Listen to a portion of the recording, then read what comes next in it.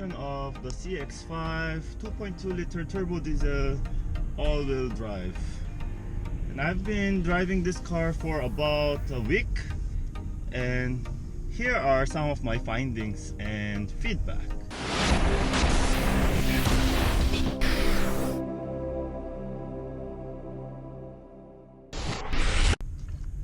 A friend actually had all the CX series in his garage.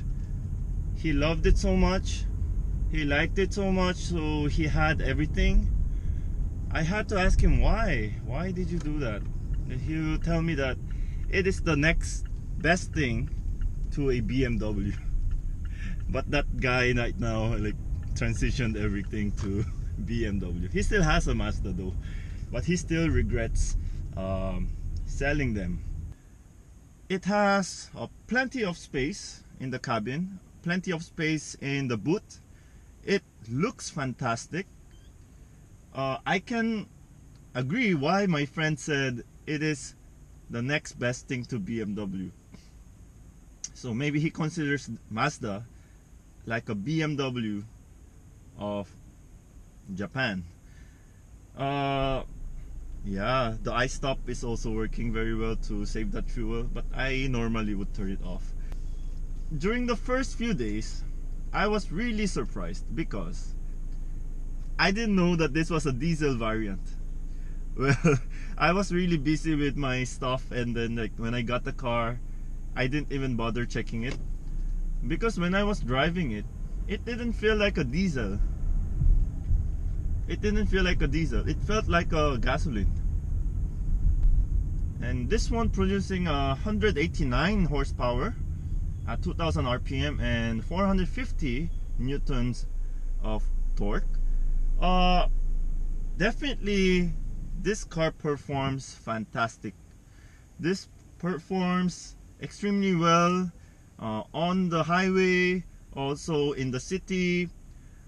Yeah, I've been driving this one for 125.4 kilometers, and I still have 281 kilometers worth of fuel. So this car definitely has fuel efficiency with that SkyActiv-D engine of Mazda. And I found out that yes, the Mazda CX-5 has been updated and like upgraded a bit here and there, like the floating head unit from 8-inch to 10.25 inch, like the instrument cluster, it changes to the similar digital instrument cluster as the CX-30 and Mazda 3. The controls of the air conditioning somehow also adjusted to the Mazda 3 and CX-30. What else? The aesthetics outside, the rims changed its design, which looks fantastic by the way. I've not seen it in person, but when I spot it, I'm gonna film it. Floor it. This car just goes. And the grunt is not so much. So really, I didn't know it was a diesel car. I'm really telling the truth. Many of the automotive people say that the interior is almost an Audi, almost a BMW, considering that this is a Japanese car. And the materials they use, the torque is also amazing. Well, this car doesn't have driving modes or drive modes, but it does have the brake hold function, because this one has an electronic braking system, which works really well. And the suspension is also fantastic. I mean, you don't feel like you're gonna flip over. You just feel safe. It's not the softest, but it's not the hardest. But when you drive this car around, my goodness, you feel like you're in a premium car, and which this is, because this car is not cheap. This car costs almost a bit more from 2.3 million mark, and I was also surprised. So I'm asking like Mazda owners, why is it like that? And they have all the reasons. And now, after driving a couple of Mazdas, I can tell why. And really the most wonderful thing about the Mazda Philippines is the presence of Steven Tan and of course Ira, because they do really well in supporting their clients, not necessarily automotive journalists. They also talk to them in social media. They also, you know, try to clarify things that they are like complaining about. And who does that? Like, which president does that, right? So great job, Mazda Philippines and the team of Steven Tan. I've never seen someone do that. Yeah. So, although this variant that I'm driving, which is a 2019 model, has good suspension. According to Car Guide, yes, hello Yuli, the new suspension system has been upgraded, so you have better feel. The CX-5 also received some tuning in the SkyActiv-D Drive automatic transmission system.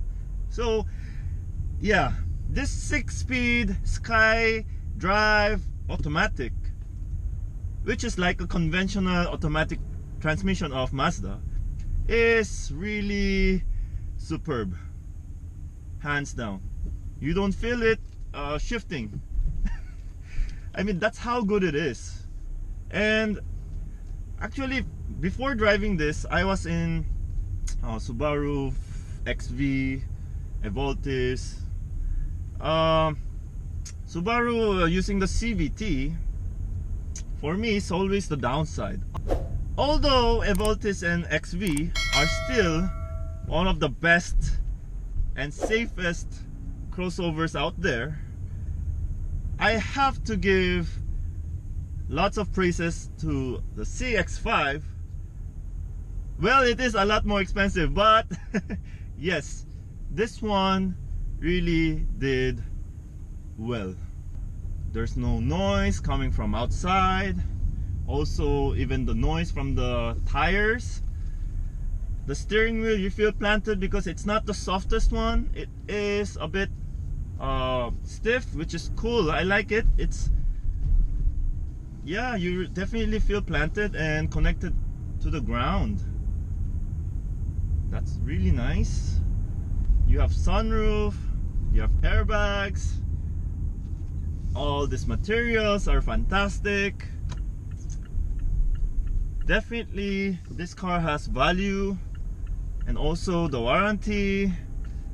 Yeah, check out your nearest Mazda dealership right now, and please mention SoJooCars when you purchase one. Okay, from 10, sorry, 60, intersection, careful.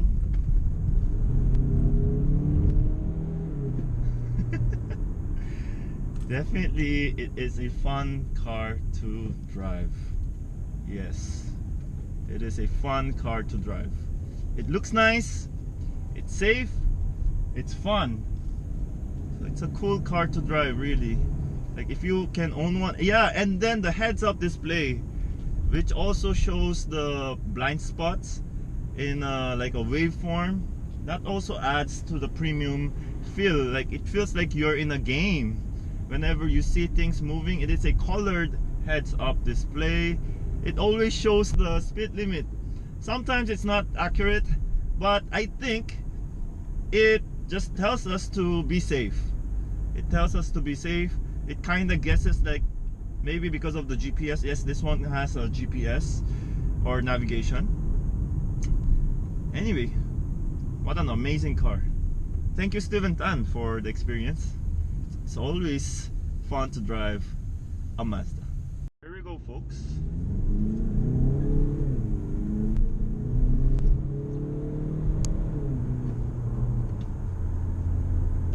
Wow, there's no body roll. There is no body roll. Oh, how can that be? There's no body roll. How can this car have no body roll? It's like I'm so flat to the ground. This is fantastic experience. It's really cool. This is like one of my favorite crossovers now. looks fantastic, and yeah, I've really enjoyed it. Thank you for watching, everyone. I will see you in the next video. May your dreams come true.